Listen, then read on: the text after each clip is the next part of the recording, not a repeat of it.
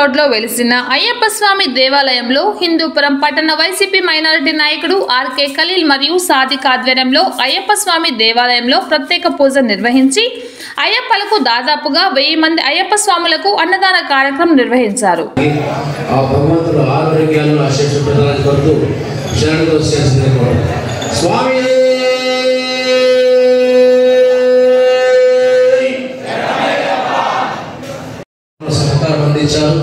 వారికి వారి కుటుంబ సభ్యులకు ఆ భగవంతుడు ఆయుర్వేద్యాన్ని అష్టైశ్వర్యాన్ని కీర్తి ప్రతిష్టల్ని ప్రసాదించాలని కోరుతూ స్వామి శరణం. స్వామి శరణం.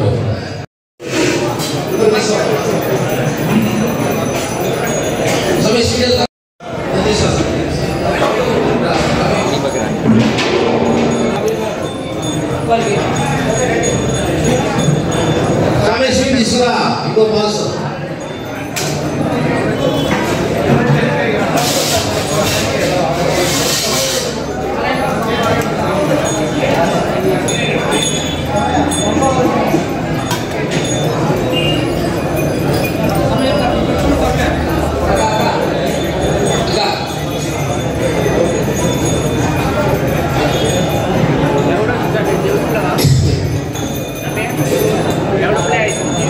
సాయంత్రం వచ్చేస్తాను.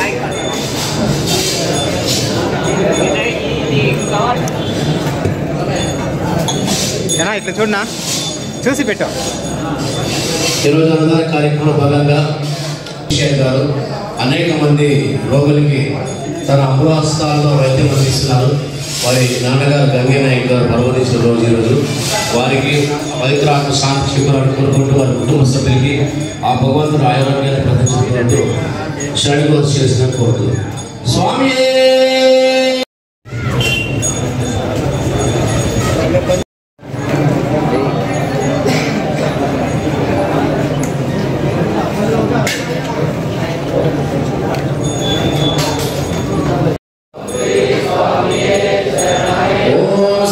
స్వామి శరణమయ్యప్ప. ఓం శ్రీ స్వామి శరణమయ్యప్ప. సోమవారం కాబట్టి పంచాక్షరి మంత్రాన్ని 5 సార్లు అనుకున్నా. నమః శివాయ నమః శివాయ నమః శివాయ నమః శివాయ నమః శివాయ. సాక్షాత్తు అన్నపూర్ణేశ్వరి అమృత హస్తాలతో దాతలే అన్నపూర్ణాదేవులే మనకు భిక్ష చేస్తున్న సందర్భంగా ఒకసారి శ్లోకం చెప్పుకొని స్టార్ట్ చేస్తాం. అన్నపూర్ణే సదాపూర్ణే శంకరి ప్రాణవల్లభే జ్ఞాన వైరాగ్యం సిద్ధ్యర్థం భిక్షాం దేహి చ పార్వతీ భిక్షాం దేహి చ పార్వతీ భిక్షాం దేహి చ పార్వతీ. ఈనాటి దాతలందరూ కూడా భగవంతుడు ఆయుర్వేదాన్ని అష్టైశ్వర్యాన్ని కీర్తి ప్రతిష్టల్ని ప్రసాదించి ఆయా కుటుంబాలకి ఆ భగవంతుని అనుగ్రహం దయ కరుణ కటాక్ష వీక్షణాలను కోరుకుంటూ నీళ్ళు వేసుకుంటాను.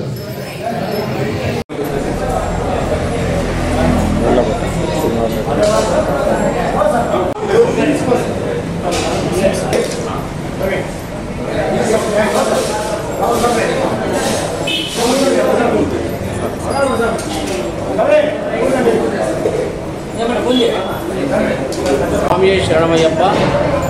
అయ్యప్ప స్వామి కృపా కరుణా కటాక్ష వీక్షణాలతోటి మాలధారం చేసే భక్తాదులందరి కోసం మధ్యాహ్నం పూట భిక్ష అన్నదాన కార్యక్రమం అనేది మా అయ్యప్ప స్వామి అన్నదాన కమిటీ ఆధ్వర్యంలో మేము గత 13 సంవత్సరాలుగా ఈ కార్యక్రమాన్ని నిర్విఘ్నంగా కొనసాగిస్తున్నాము.